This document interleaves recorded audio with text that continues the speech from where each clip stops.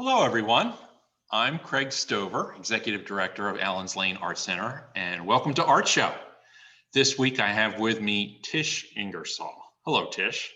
Hi, how are you, Craig? Good to see Uh, you. Good to see you too. Before we begin, I want to thank everybody for not only tuning in this evening, but a big thank you to those people who made donations to the Art Center. Your contributions and support to the center really help, especially in these very tough COVID times that we have. So thank you very much for all your support.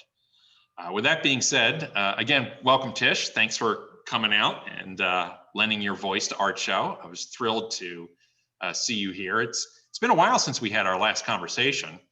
You did have an art show at Allens Lane a while back. It's been a couple of years now. Yeah, I think it was 2013. Yeah, it was great. It was the first time we ever did an art show where we recreated a studio wall in the gallery. That was really a lot of fun. So let me begin how I always begin with artists, because I think it's really quite fascinating. How did you get your start in the arts? Well, a long time ago, my mother was a watercolorist. She had Oh, gone to the School for Industrial Art, and I don't remember a time when she wasn't painting. Wherever we were, she had a sketchbook. And when I was young, about 11 or 10, we moved to Switzerland. And my mother exposed us to the arts hmm. in Europe. We went to Venice, we went to Florence, we went to France, and I very early on knew I wanted to be an artist. I think I was 11. Oh. And we were in Venice. No, we were in Florence at the Uffizi, and there was a painting by Botticelli of the Birth of Venus. And I stood in front of that painting, and I remember clearly thinking, I want to be an artist. I want to make beautiful paintings like this.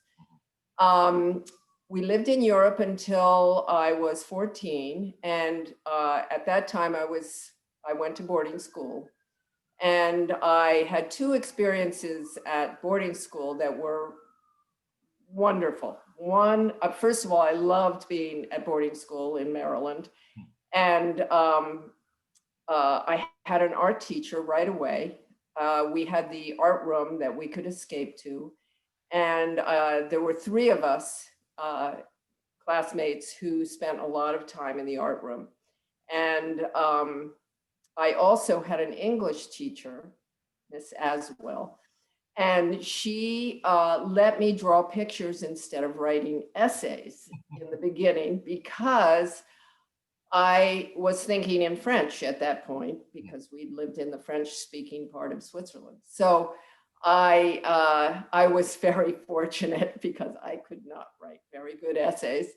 So that was just so helpful to my life from then on. And there were a lot of kids who didn't like boarding school, but I just loved it. I found my niche there.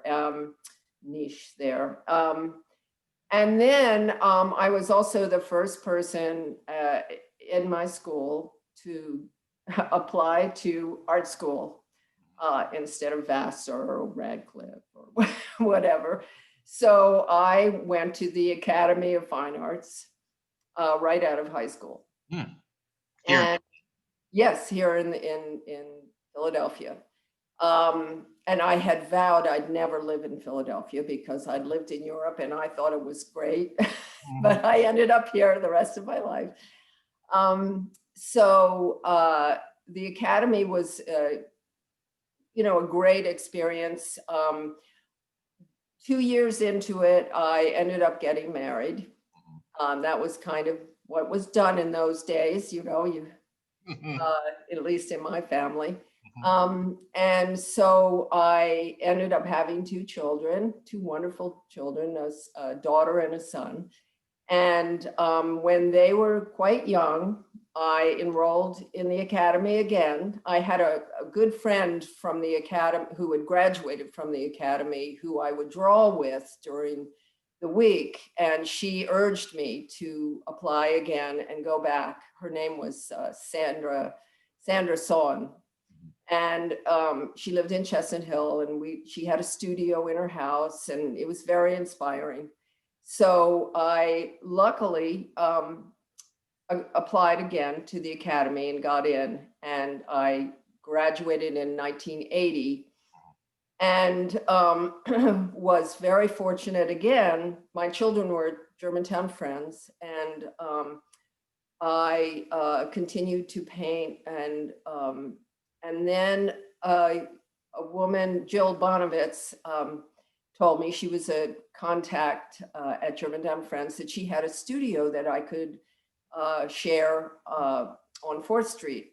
So I started when the kids went to school full time. I rented this studio on 4th and Brown, and in those days, that part of town was very different from what it is now. I would imagine. There was a bagel place around the corner where I would go get my coffee and bagel in the morning after leaving Anna and Andrew off at school. And so I spent a lot of time in the studio. It was a great experience. I started off by showing at the Chuck Moore Gallery right away out of school. And I did mostly still life and mostly in pastel, because pastel came easily to me, and I would use black paper and I would do these very dramatic lightings on the objects. And it was, you know, I had a really good experience there. And then I kind of was branching out, and I wasn't interested in doing still life so much. I was doing cityscapes also, and showing those at Chuck Moore's and doing pretty well. And then, you know, to jump forward, I ended up going to a talk at SIVA, which was then run by Bibi Benalil, who was a cousin through my ex-husband, and went to very interesting talks there, and met Anne Raymond, who was the director of Nexus, which was a co-op gallery and artist-run gallery. And so I got into Nexus, and Nexus was a pivotal point for me, because I wasn't so worried about selling my work, which I was in a commercial gallery. So I, all of a sudden, the world opened up to me, and I could do whatever I wanted. So I started out doing kind of series of paintings, mostly landscape, which I've always gravitated towards. And in my experiences of being at Nexus, I was able to paint larger canvases. I was able to draw great big things and not worry about selling them, and learning how to hang my own show. And I ended with, and I showed with Chuck we overlapped with Chuck, you know, showing at Nexus and with Chuck Moore for about 2 years. And then I just let go of the commercial gallery, because I wasn't worrying about money that much right then, because my ex-husband was making more. So then, being in Nexus for a while, I ended up applying for some grants and some residencies. And I had my first residency at the Virginia Center for the Creative Arts, VCCA. And I was so nervous going there. I just thought, wait, am I a real artist? I just, you know, I couldn't imagine that I could actually have my own studio with all these other artists around. And they were writers, they were musicians, they were painters, they were photographers, and it worked out fine. I was only there for 2 weeks, but then through SIVA, I got a residency in Barcelona in 1992. And that was one of the first times I'd been back to Europe since I lived. Let me back up for a minute. So yeah. that was just one question. Okay. So right out of school, when you graduated, you established a studio here in Philadelphia? In 1980. Okay. And you've had studios in Philly the whole time, or were you ever without a studio? Since then, yeah. And where's your current studio? Oh, we love our current studio. It's in North Philadelphia on Natrona Street, North Natrona. We're off of Oxford. We're right 1 block from Fairmount Park and the driving range and Mount Pleasant. We're up here, and it's really great. It's a very small building. There are about 10 artists in here, and we never see anybody. Can people visit your studio? Oh, people can visit the studio for sure. That's great. So you encourage them, or are you still with Nexus Gallery? Do you tend to push people there? No. So no, I don't have any gallery here in Philadelphia anymore. Okay. So really, it's all about come to my studio. Yes. Make it okay. So how do people get in touch with you to do this? They call me on my cell. Okay. Or they send me an email at tishingersoll.com. Okay. tishingersoll@gmail.com, or they go to my website, and on my website I have an email. Fantastic. Well, I'm always encouraging people to, reach out and ask artists questions, go to their studios, talk about the work, buy work directly from them.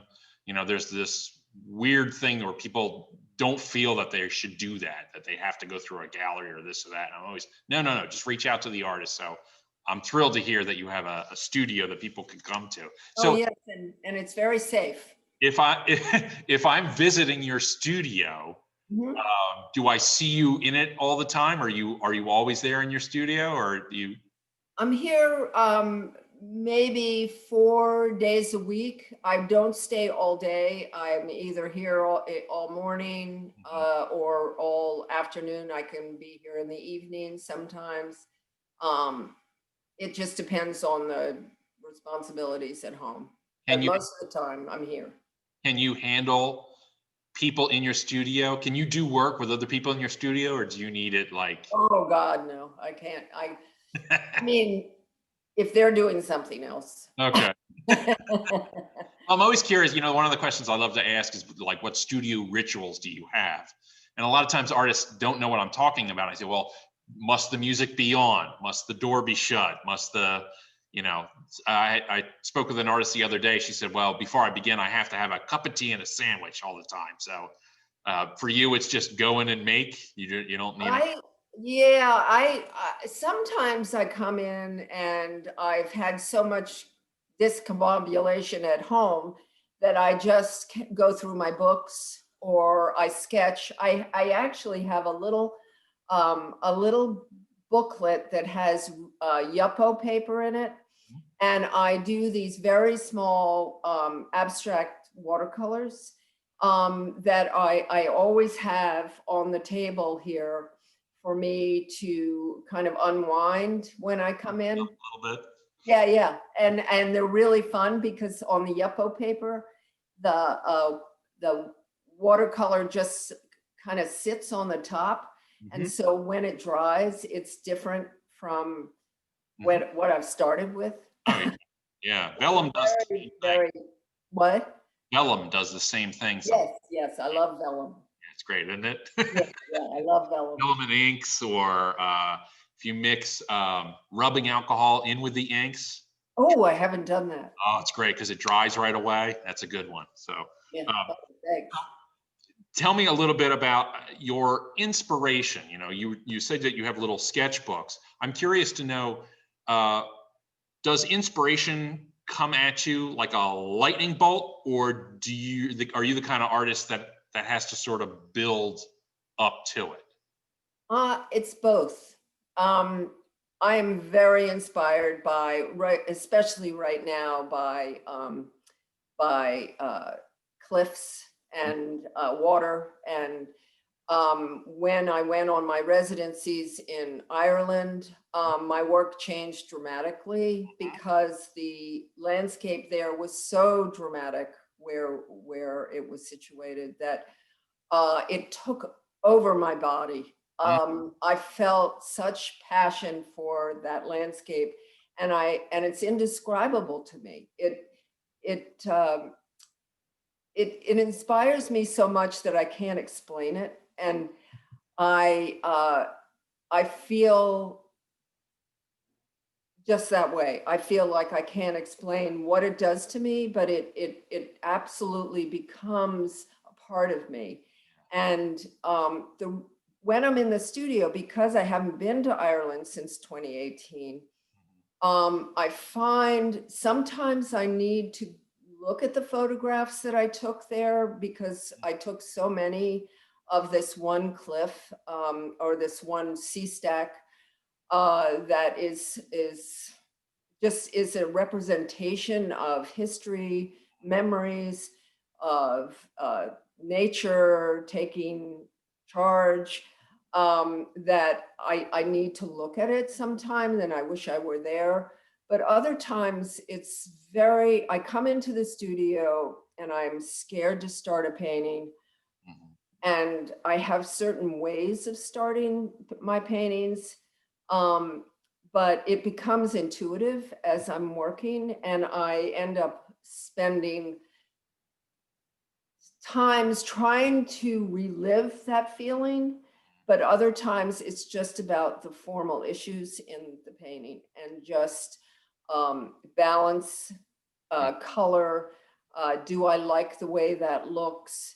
And so I leave myself open to what happens. And I remember when I left my old studio in 2015 that I'd been in for 30 years, I had just reached a point in my work where I felt, and this sounds so weird, but I felt a part of the work as I was working. And I've become more aware of that feeling again here in this studio. It took a while. Well, anybody who follows your work, that that shift that you mentioned is very evident. So, as a matter of fact, your Ireland, that was a question of mine, was to ask you about it. But as you were talking about Ireland, it did have a big shift on your work. I mean, I've seen it in the time that I've known you. But you mentioned something about starting your work in a specific way. Can you tell me what did you mean by that? Like, Well, it's funny. It goes back and forth, and I'm not an artist who paints the same thing all the time, so it's hard to explain. Um, I I start sometimes with an inspiration from a memory, and I'll draw in with paint, usually not with anything underneath. I'll put a form in that relates to the cliff or to the water or whatever, and then I will build on that. And for a while, I was doing very geometric forms, and I would use my level and my tape. I always used blue tape or green tape to tape off shapes. And I've kind of this year, I mean, somebody on Instagram said, "Oh, you're doing more realistic images now or paintings now," and I said, "Well." I guess I am, but I don't feel wedded to that. So it kind of starts with a shape, and then usually the horizon line is somewhere in there, and then sometimes I use my level to make a direction line go to the horizon line. And other times I just paint in some red. And then When in doubt. when in doubt, just put Take it that fancy red with in. red. And that's kind of how I start. So it's interesting that it sounds like you have like for the current series that you're doing, they all have this sort of familiar starting point, whether it's a memory or whatnot, but then you just open it up and sort of Yes. see where your mind takes you, kind of a thing. So Yeah. I'm curious. My next question kind of dovetails into this, which is, how has your practice changed over time? Like, so when you first started making images when you got out of school, I assume you weren't at that point, taking a memory and then building on it. You were doing something completely different. So how has it changed over time? Is it? Well, in the past, it was all observational, and I would be having to have something in front of me to paint from. Um, and I think that kind of changed in the 90s because I wanted to get away from, first of all, I'd already kind of let go of the still life, which actually taught me a lot about observation and color and light and shade. And in the 90s, I wanted to get away from straight landscape and not have it in front of me. And so I was trying to distill what it was about the landscape of Maine that I loved most. And I discovered then that it was the rocks and the rocks on my hikes that really, really inspired me. And what was happening with the rocks? The trees were growing out of the rocks. The roots were coming from below the rocks. And so I did a whole, and actually my Virginia residency, I would see vines wrapping around trees. And so I started drawing those things and they kind of got me away from feeling I had to observe them immediately. And I took risks in those works. And I feel like that was where I started to trust myself and what I'd learned from the academy and drawing from observation. Well, I can, 9 out of 10 artists that I speak with, it always comes back to nature. It always comes back to the greatest teacher. So no matter whether you're painting, self-portraits or landscapes or complete abstractions, there's always that sort of tie that binds. So have you found, can you tell me if making images when you first started to now, is it, do you find that it's easier or harder, I would say, to make an image nowadays? Oh, I don't want it to be too easy. Right. Yeah, then if it's too easy, it's not worth it, right? It's a struggle.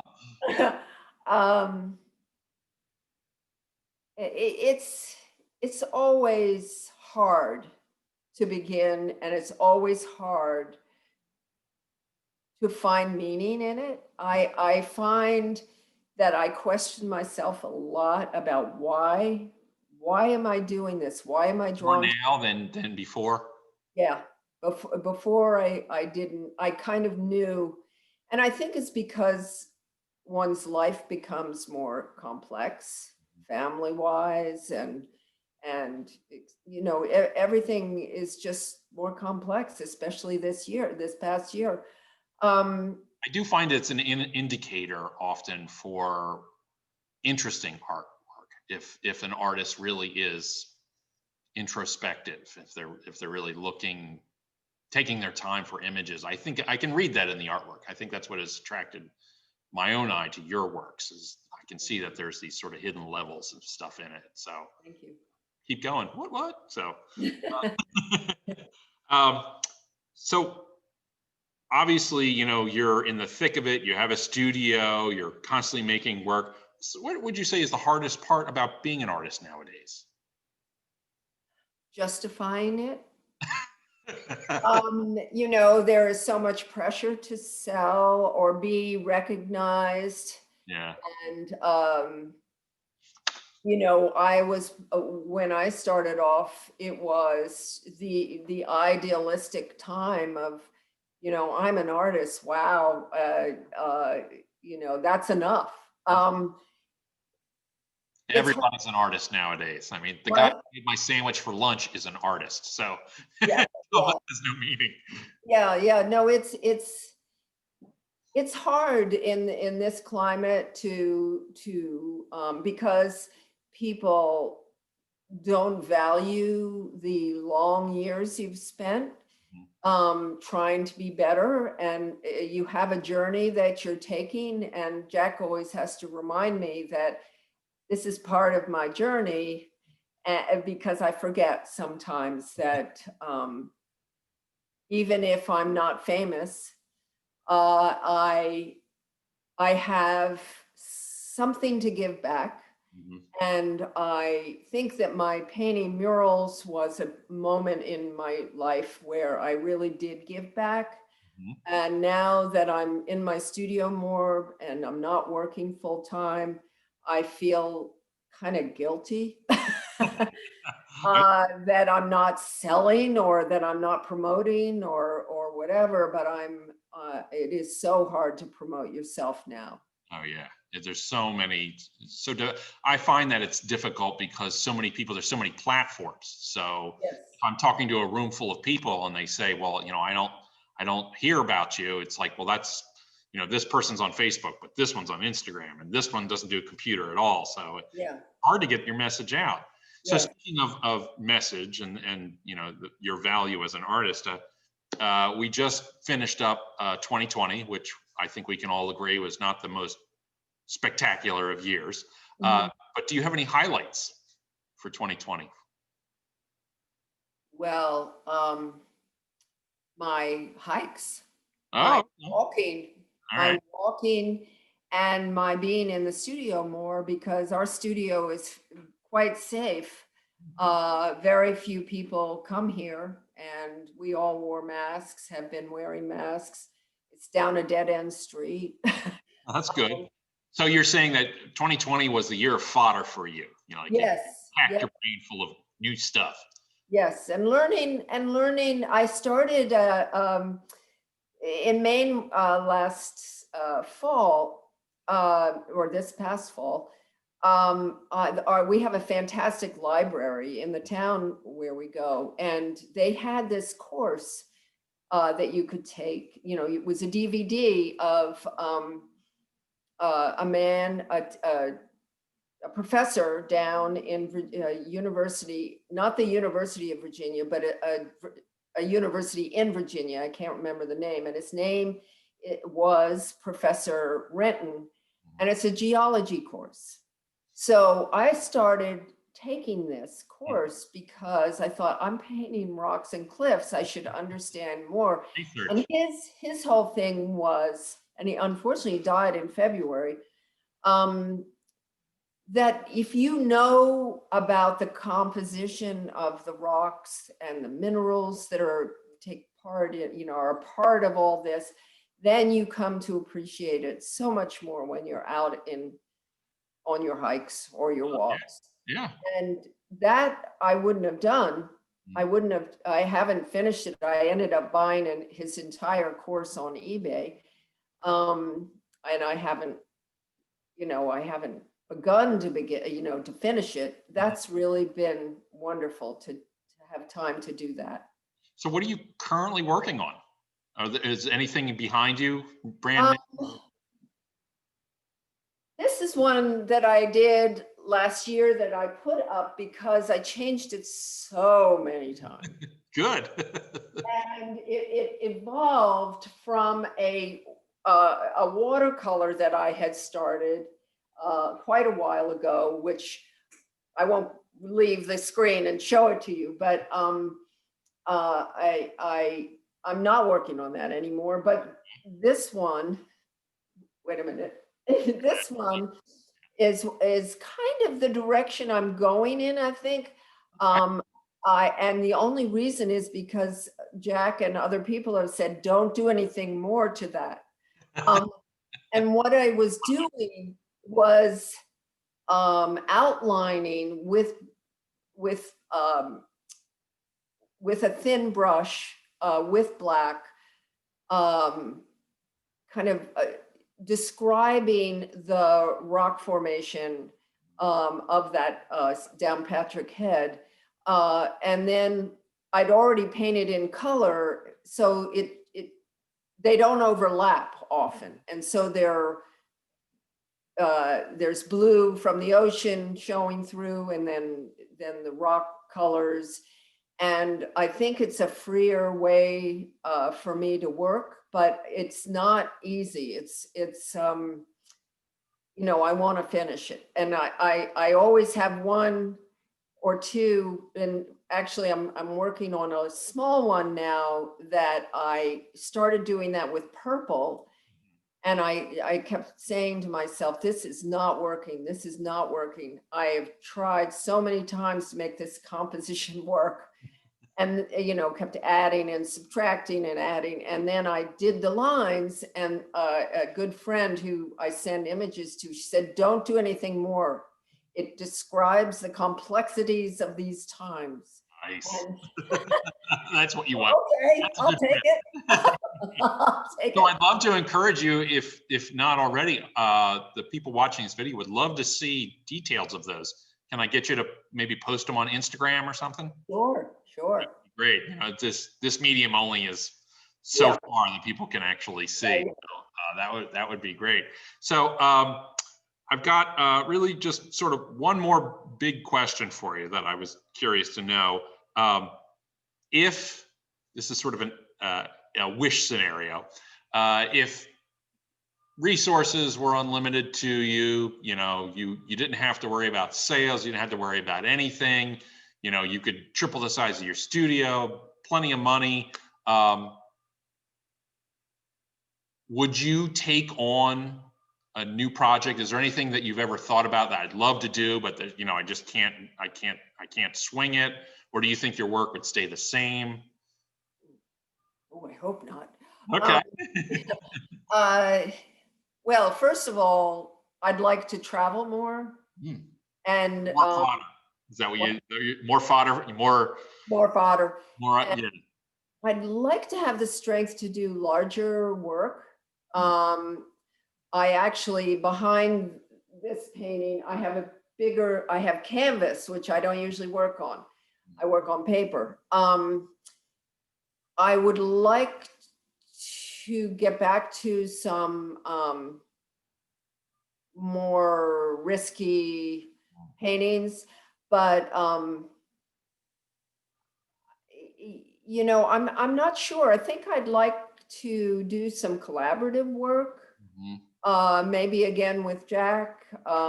We did some collaborative work in the past that were installations. But it's so expensive to do that kind of thing. But well, I'd love to ask this question because artists tend to have so many different ideas. I've talked to some artists and they're like, no, I'm doing the work that I've always wanted to do now.